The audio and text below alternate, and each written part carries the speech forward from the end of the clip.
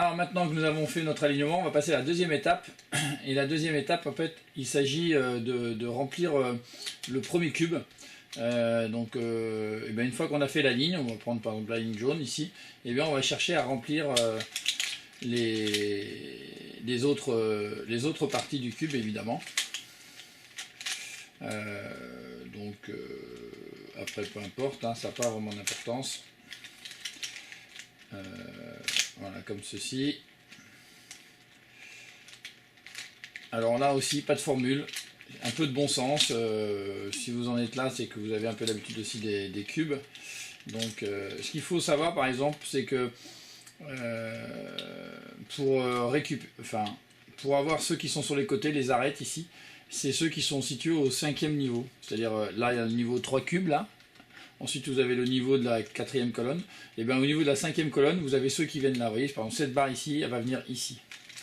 Alors, quand vous savez ça déjà, vous voyez, ça vous permet de repérer. Et donc pareil, c'est toujours ceux qui sont situés sur la 5e colonne qui vont venir ici au centre par exemple. Vous voyez, voilà, donc là je vais le mettre au centre.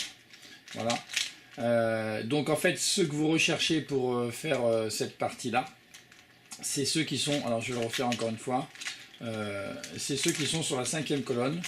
Je redétaille un tout petit peu pour que vous compreniez. Voilà, toc toc, on va défaire encore une première fois, enfin, peu importe, voilà. Voilà. Donc une fois qu'on a fait ça, donc on refait un alignement ici par exemple, voilà. Et pour remplir, vous voyez par exemple, là je vais remplir les deux qui sont là, c'est pas la 3e ni la 4e, c'est bien ceux qui sont sur la 5e colonne. Donc celle-ci par exemple, elle va venir là par exemple, voilà. Vous voyez, c'est bien cette barre là qui va venir ici, hop. Et donc si je cherche pour celle-ci, c'est bien cette barre là en fait qui vient ici, voilà. La 5e, celle qui est sur le cube du dessus.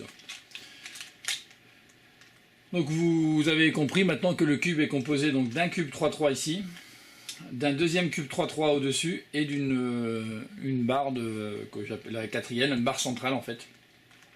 Donc là on vient de terminer la deuxième étape, c'est-à-dire faire le cube 3-3 du bas, avec au moins un alignement ou blanc ou jaune. Maintenant, on va passer à la troisième étape.